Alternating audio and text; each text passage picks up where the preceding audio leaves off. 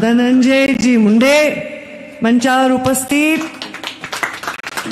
आपल्यासाठी अत्यंत चांगलं काम ज्यांनी केलं, एक इतिहास घडवला, कधी न येणारी रेल्वे आणली, महामार्ग आणले, त्या आपल्या विकासनशील खासदार म्हणून ज्यांनी काम केलं त्या प्रीतमताई मुंडे, कृषी मूल्य आयोगाचे अध्यक्ष पाशा पटेल, मंचावर उपस्थित माजी आमदार संजयजी दौंड, मला वाटतं तुमचं पण इकडेच जिल्हा परिषद सदस्य म्हणून एकदा होते ना तुम्ही, मंचावर उपस्थित.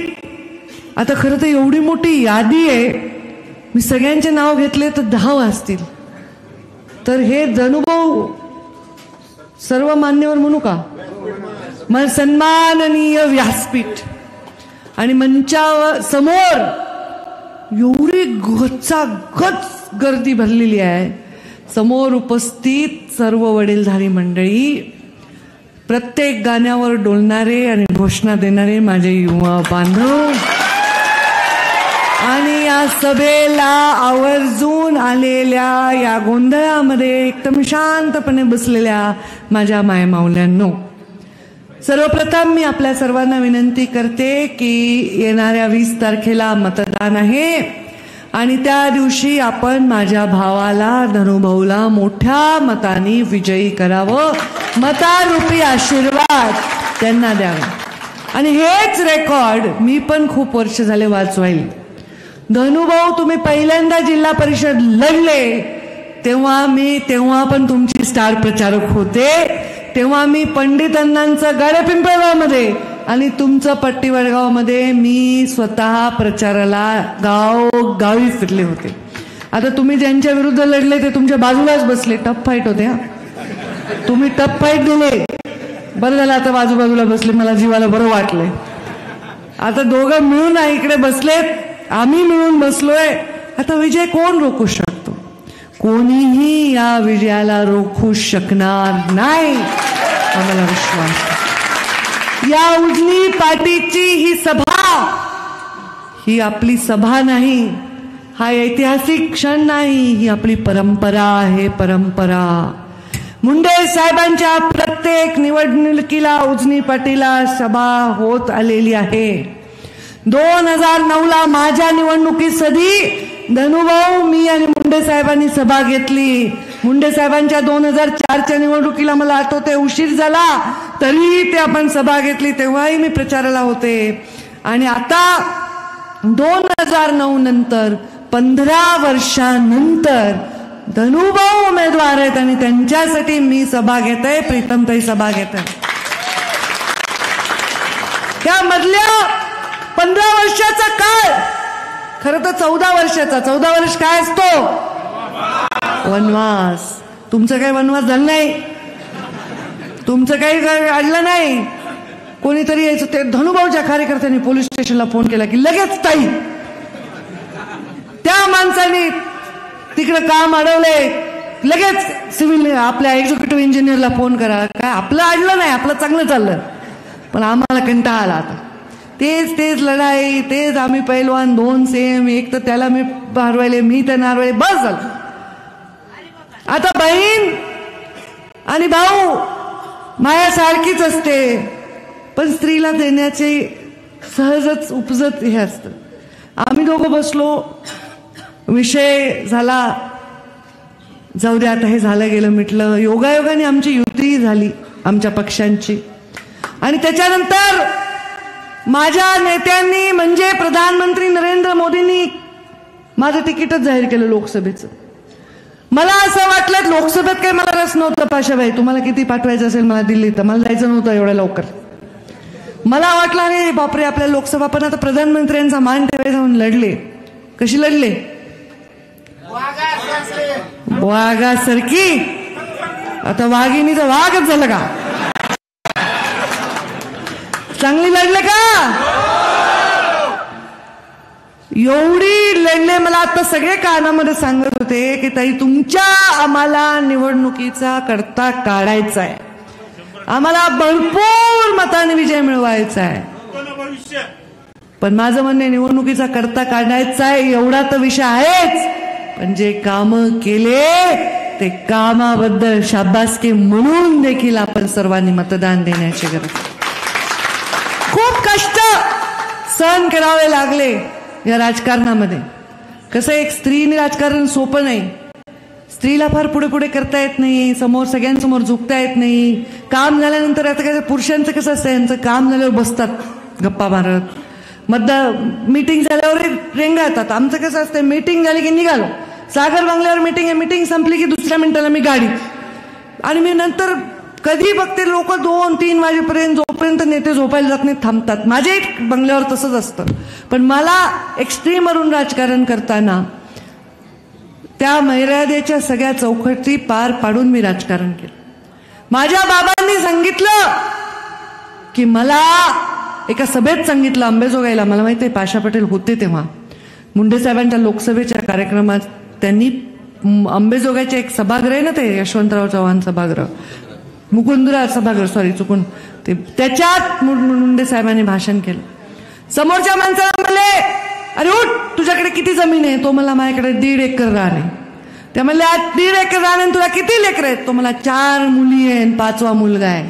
ते म्हणले, तुला खायला नाही, 4 मुली 5वा मुलगा कशामुळे तुला?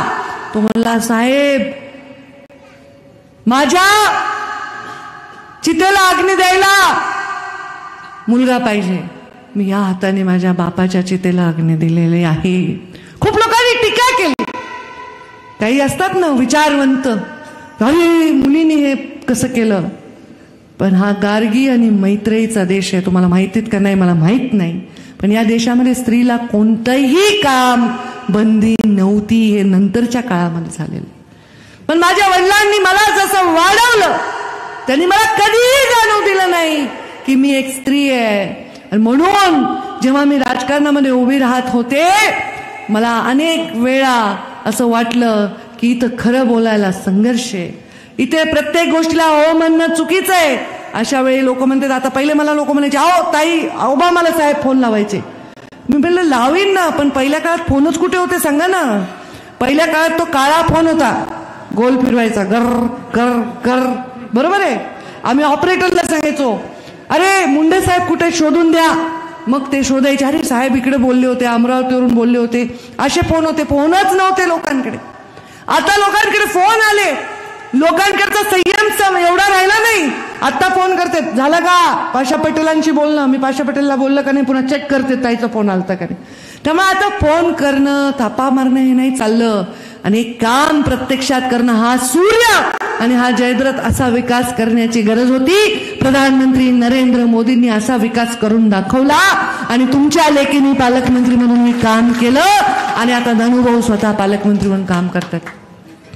रात्री झोपायचं वेळ नाही, जेवायची वेळ नाही, धाब्यावर बसून हे पोरं फोन करते. 4 लोक एका मोटरसायकलवर जाते, त्या पोलीस स्टेशनला पोलिसालाही बंद धरतेत.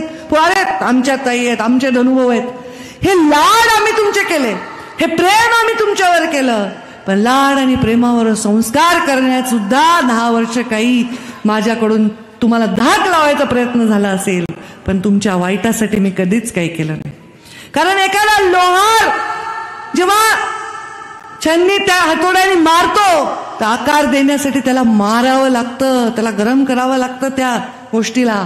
एखाद्या मूर्तीला आकार द्यायचा आहे तर दगडाच्या, तर तिला हातोड्याने घाव सहन केल्याशिवाय मूर्ती आकार घेत नाही. मग श्रीकृष्णाची असो, महादेवाची असो, देवाची असो, देवीची असो. त्यामुळे मला असं वाटलं की हे मतदारसंघ माझं लेकरू आहे आणि ह्याच्यावर आपण संस्कारही केले पाहिजे आणि कामही केलं पाहिजे. पाशाबाई, तुमचं स्वप्न पूर्ण झालं, धनुभाऊनीच केलं, शेवटी मुंडेनीच केलं. पण त्यांच्या पक्षात त्यांना पूर्णतः ते अधिकार दिलेत. मी जर प्रयत्न नाही केले तर माझ्या ईश्वराला, माझ्या बापाला माहिती. पण मला आनंद आहे तुम्ही जिथे बसलात. चांगलं बांबूचं काम चांगलं आहे, करा. आमच्याकडे बांबू लावायची आता आवश्यकता भासणार नाही, कारण गुड न्यूज देते. बरं लाव बाबा बांबू, मला काय राग आला का टप करून करायला. बांबू तुम्हाला एवढं लावा तिकडे लातूरमध्ये, आणि इथे लावा जमलं तर, जिथे आमचा डोंगराळ भाग आहे, जिथे पाणी नाही. पण एक गुड न्यूज देते तुम्हाला, माझ्या भावासाठी खास गिफ्ट आहे हे. कारण मी उद्या रोलर पूजन करत आहे वैद्यनाथ सहकारी कारखान्यात.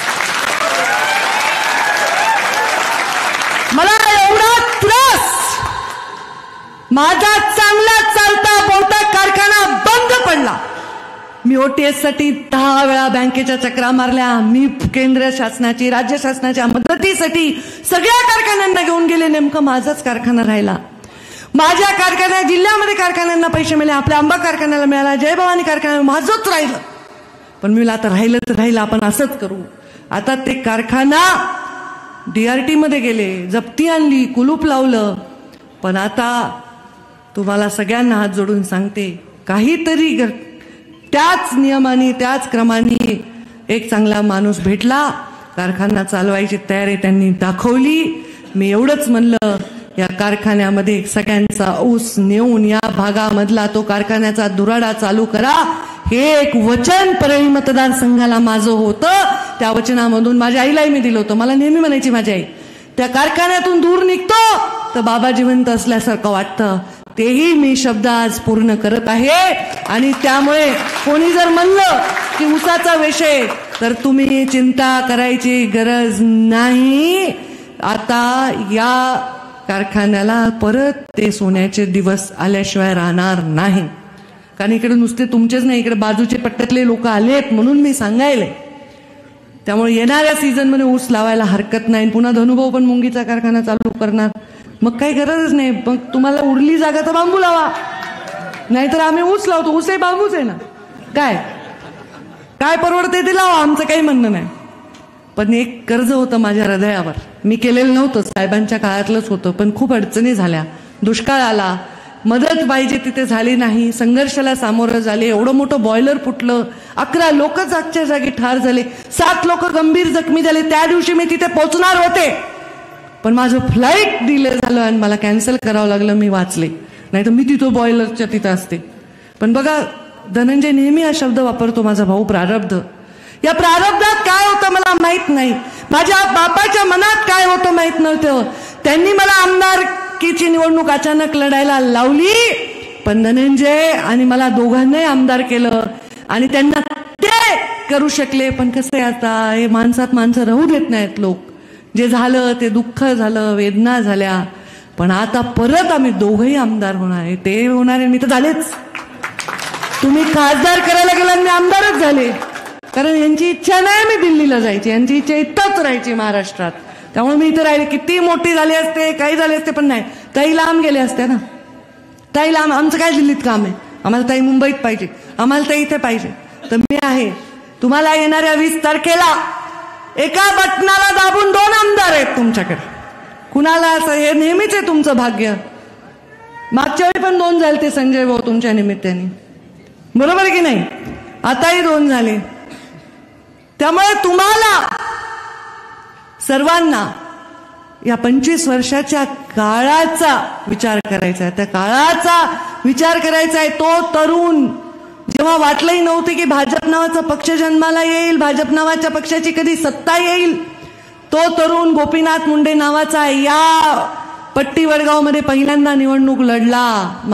माझा पिता, तुमचा नेता, माझे बाबा त्या लढले. त्याच्यानंतर धनुभाऊला त्याच मतदारसंघात लढायची संधी मिळाली. ज्या विधानसभा मतदारसंघात मुंडे साहेब लढले, त्या विधानसभा मतदारसंघात थोडा बदल झाला, ते परळी झालं रेणापूरचं, त्याच्यामध्ये मला लढायची संधी मिळाली. ज्या लोकसभेवर मुंडे साहेब लढले, त्या लोकसभेवर प्रीतमताईंना लढायची संधी दुर्दैवाच्या कारणाने मिळाली. पण त्यांनी त्यांचं सोनं करून दाखवलं. आम्ही पदावर विराजमान होण्यासाठी राजकारणात असतो, तर मी प्रीतमताईला कुठेतरी आता तिकीट देऊन तिथं निवडणूक लढत बसले असते. पण मी म्हणलं, मला आता मोडकं मुसळवायचंय, फ्री पाहिजे मला, इकडे जा तिकडे जा, लोकांना निवडून आणायचंय. गोपीनाथ मुंडे आमदार खासदार करणारी फॅक्टरी होते असं विधान आमच्या मंत्र्यांनी केलं होतं. तर आपण सुद्धा लोकांच्या मदतीला धावलं. दरवेळी आपण आपल्या घरातच नाही करायचंय. मला पूर्णपणे या राज्यामध्ये पूर्णपणे विश्वासाने लोकांच्या जास्तीत जास्त मतांनी 1-1 सीट महायुतीची निवडून आणायची आहे. नरेंद्र मोदींच्या नेतृत्वाखाली महायुतीचा मुख्यमंत्री करण्यासाठी छोटासा खारीचा वाटा मला उचलायचा. मला वाटलं धनुभाऊच्याकडे लक्ष द्यायचंय, वेळ द्यायची, प्रत्येक जिल्हा परिषद गटात सभा द्यायची, पण मला काय आता निवडणूकच वाटे ना. तरी आम्ही एवढ्या सभा गेलो, तुम्हाला हौस आहे म्हणून भाषणं करायची, नाही तर काही निवडणूक आहे का हो. सांगा, निवडणूक काही आहे का? समोरच्या व्यक्तीचं मला कुठे रिक्षा दिसला नाही, कुठं अनाउन्समेंट दिसली नाही, नाव सुद्धा माहित नाही. ठीक आहे, आनंद आहे, पण जरा संयमाने घ्या. ज्यांचं नाव माहित नाही त्यांनाच पद देण्याचा पण एक काळ आलेला आहे. कधी कधी असं होतंय की लॉटरी लागून जाते. तुझं झालं नाही का? झालं नाही का? कोण म्हणलं रे? तुझं राहिलंय का? मग ठीक आहे, ज्यांचं झालंय ते म्हण नका. ठीक आहे ना, चांगलंय ना. आम्ही पण लावतो लग्न, नाथ प्रतिष्ठानतर्फे, ते गोपीनाथ मुंडे प्रतिष्ठानतर्फे आम्ही पण लावतोच की लग्न. किती लोकांचं कन्यादान करण्याचं पुण्य आम्हाला लाभलेलं आहे.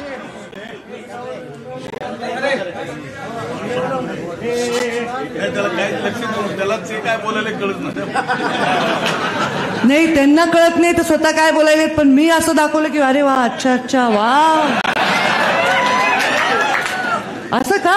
बरं बरं, एवढं तर शिकले ना मी आता तुमच्याकडनं. 10-15 वर्ष झाले राजकारणात, सारखे लोकांचा एकच आक्षेप, ताई खोटं बोला, ताई लोकांना घ्या. अरे वा वा, खरं ऐकलं सच. पण त्यांना काही कळलं नाही. त्याला एवढंच कळायला की निवडणूक सोपी आहे. त्यांना सुद्धा कळायला निवडणूक सोपी आहे, तर तुम्हाला तर कळायलाच पाहिजे. आता मी बुलढाण्यावरून आले, आता उद्या नाशिकला चालले, पुण्यावरून आले. म्हणजे मी काय करते, दिवसभर हेलिकॉप्टरच्या सभा घेते. धनुभाऊ म्हणले इथे हेलिकॉप्टरची सभा, पण इथे हेलिकॉप्टरची सभा होऊ शकत नाही. कारण ज्या रात्रीचं हेलिकॉप्टर उडवून ज्या दिवशी आम्ही येऊ तेव्हा इथं होईल, कारण इथं रात्रीची सभा पाहिजे ना. एवढे लोक सगळे आपापल्या शेताहून कामं वाटपून, या सभेची एक परंपरा आहे. तर मग हेलिकॉप्टरची सभा इथं एकदा घेतली होती साहेबांबरोबर, है ना, संध्याकाळची 4-4:30ची.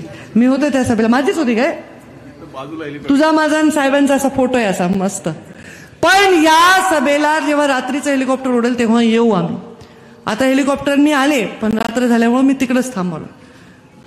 तर या सभेला आता हेलिकॉप्टरनी यायचं कधी धनुभाऊ? विजयाची सभा घ्यायची.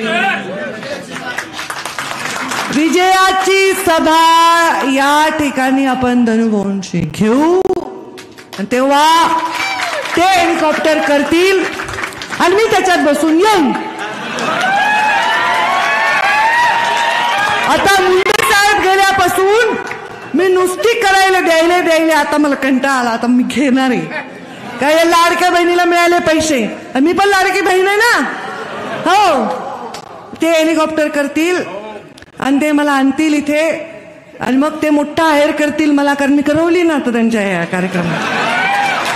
मला आणि प्रीतमला आणि यशोताईला मतदारसंघाचा एवढा प्रचार केल्याबद्दल मुंडे साहेबांनी त्यांची लोकसभा जिंकल्यानंतर मला म्हणले होते मी तुला गिफ्ट देईन. मी जेवढी लीड आहे त्याच्यासमोर शून्य वाढवून मला द्यावं लागलं.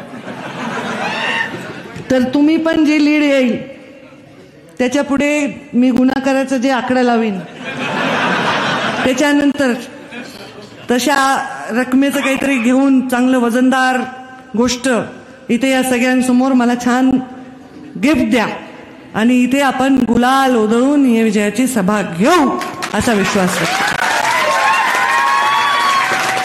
मी आपल्या सगळ्यांना नम्र विनंती करते, जे काम मी केलं त्या कामाच्या शब्बासकीसाठी, जे काम धनुभाऊनी केलं त्याच्या कौतुकासाठी, जे काम प्रीतमताईंनी केलं त्याच्या बदल्यामध्ये तुम्ही सर्वजण आम्हाला, आमच्या परिवाराला आशीर्वाद द्या.